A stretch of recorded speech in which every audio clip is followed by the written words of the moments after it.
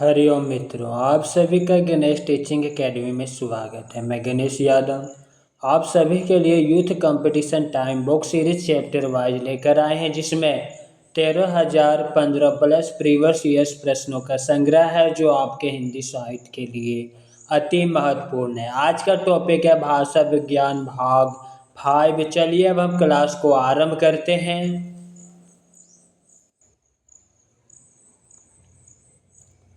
प्रश्न संख्या 174। मेरठ, सहारनपुर, बिजनौर किस बोली क्षेत्र में आते हैं? Option A Khari Boli, option B Brajbhasha, option C Kannauji और ऑप्शन डी अवधी भाषा। उत्तर ऑप्शन ए खड़ी बोली। इसकी व्याख्या को देखते हैं।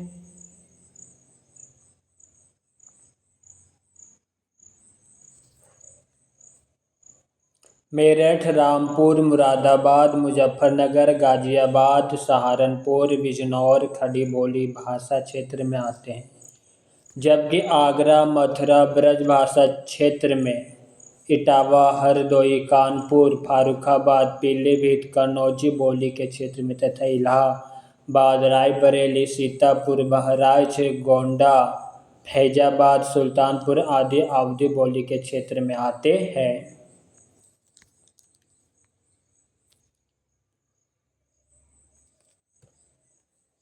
प्रश्न संख्या 175।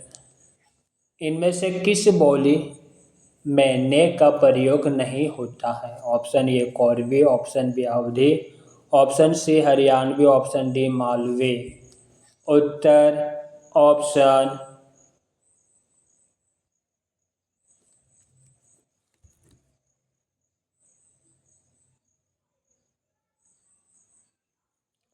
उत्तर ऑप्शन बी अवधी में नहीं होता है, जबकि कोरवी, हरियाणवी और मालवी में होता है। इसकी व्याख्या को देखते हैं।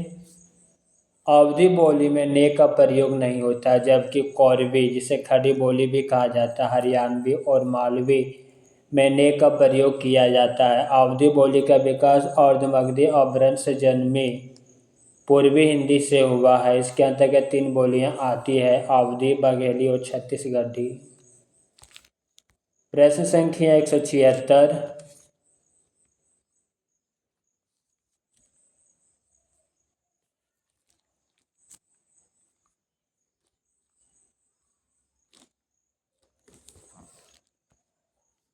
पावरी इनमें से किस बोली से संबंधित? Option A Braj, option B Khadi Boli, option C Bundeli, option D अवधी।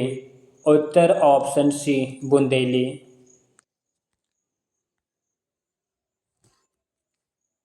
पावरी बुंदेलखंड क्षेत्र में बोली जाने वाली बुंदेली की बोली है। पावरी ग्वालियर मध्य प्रदेश के उत्तर पूर्व में स्थित दतिया तथा उसके आसपास के क्षेत्रों में बोली जाती है। प्रश्न संख्या 177। शासकीय प्रयोजन के लिए राज्यसभा अधिनियम 1976 कौन से प्रदेश पर लागू नहीं होगा? Option A Manipur, option B Tamil Nadu, option C Andhra Pradesh और ऑप्शन डी महाराष्ट्र। उत्तर ऑप्शन बी तमिलनाडु में नहीं होगा। शासकीय प्रयोजन के लिए राजभाषा अधिनियम 1976 तमिलनाडु प्रदेश पर लागू नहीं होगा, मणिपुर, आंध्र प्रदेश, महाराष्ट्र पर लागू होंगे।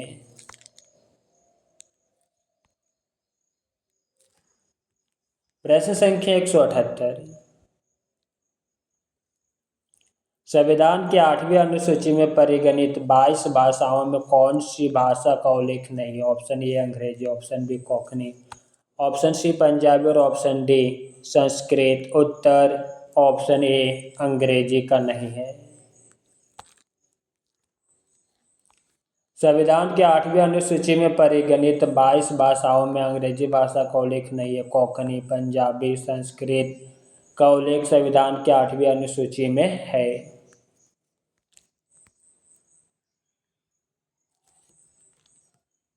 प्रश्न संख्या 179। संविधान का कौन सा अनुच्छेद कहता है कि राज्य और केंद्र के बीच तथा दो राज्यों के बीच पत्र आदि संघ की राजभाषा में जाएगा।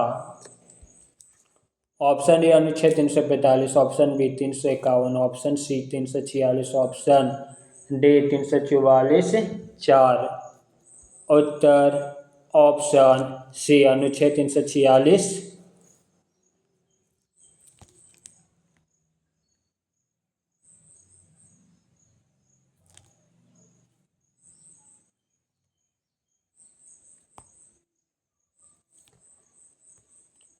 अनुच्छेद 346 कहता है कि राज्य और केंद्र के बीच तथा दो राज्यों के बीच पत्र आदि संघ की राजभाषा में जाएगा। अनुच्छेद 345 किसी राज्य का विधानमंडल विधि द्वारा उस राज्य में इस्तेमाल होने वाले भाषाओं में से किसी एक या अधिक भाषाओं या हिंदी को उस राज्य के सभी या किन्हीं शासकीय प्रयोजन के लिए अंगीकार कर सकता है। जब तक ऐसा नहीं किया जाता है, अंग्रेजी का प्रयोग उसी प्रकार किया जाता रहेगा जिस प्रकार उससे ठीक पहले किया जा रहा था।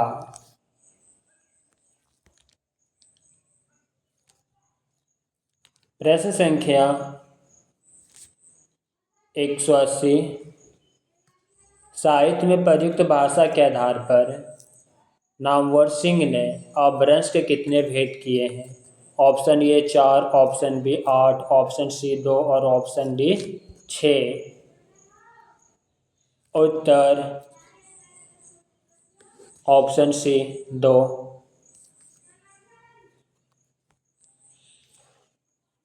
साहित्य में प्रयुक्त भाषा के आधार पर नामवर सिंह ने अपभ्रंश को 2 भेद किए, पहला पूर्वी तथा दूसरा पश्चिमी।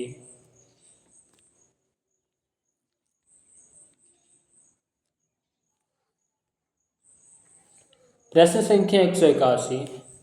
मसूद हसन खां किस बोली को मानक हिंदी खड़ी बोली का आधार मानते हैं? Option A Brajbhasha, option B Bundeli, option C Kannauji और ऑप्शन डी हरियाणवी। उत्तर ऑप्शन डी हरियाणवी। मसूद हसन खां हरियाणवी बोली को मानक हिंदी खड़ी बोली का आधार मानते हैं।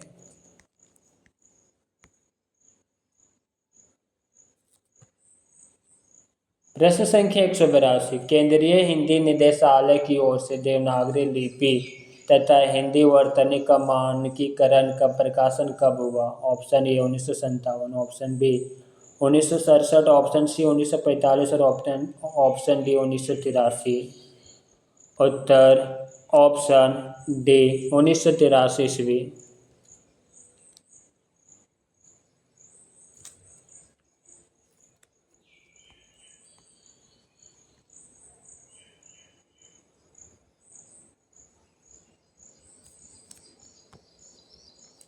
केंद्रीय हिंदी निदेशालय की ओर से देवनागरी लिपि तथा हिंदी वर्तनी का मानकीकरण का प्रकाशन 1983 ईस्वी में हुआ। मानक देवनागरी वर्णमाला, परिवर्धित देवनागरी वर्णमाला और हिंदी वर्तनी का मानकीकरण, इन तीनों पुस्तिकाओं के समन्वित रूप को संशोधन और परिवर्धन के साथ केंद्रीय हिंदी निदेशालय द्वारा सन 1983 ईस्वी में देवनागरी लिपि तथा हिंदी वर्तनी का मानकीकरण नामक पुस्तक का प्रकाशन किया गया।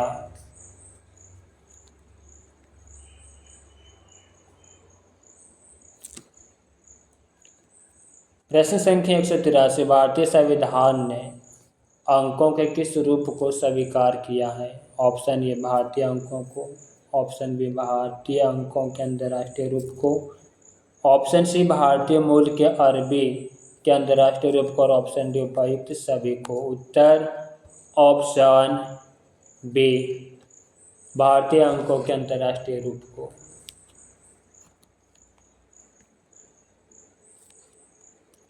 भारतीय संविधान ने भारतीय अंकों के अंतर्राष्ट्रीय रूप को स्वीकार किया। अनुच्छेद 343 में उल्लेख किया गया है कि संघ की राजभाषा हिंदी और लिपि देवनागरी होगी तथा अंकों का प्रयोग वही रहेगा जो अंतर्राष्ट्रीय स्तर पर प्रचलित है। शेष अन्य दिए गए विकल्प त्रुटिपूर्ण है।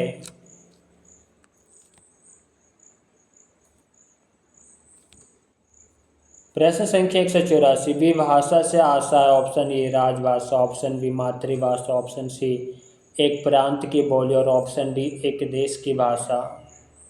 उत्तर ऑप्शन सी एक प्रांत की बोली।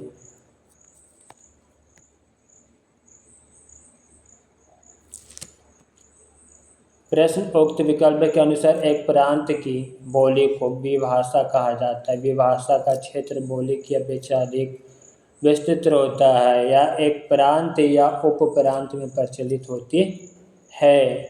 इसमें साहित्यिक रचनाएं भी प्राप्त होती है। अवधी, ब्रजभाषा, खड़ी बोली, भोजपुरी, मैथिली आदि हिंदी की प्रमुख विभाषाएं हैं। सरकारी कार्यालयों में प्रयुक्त होने वाली भाषा या राजकाज की भाषा को राजभाषा तथा घर परिवार में व्यवहार भाषा को मातृभाषा कहते हैं।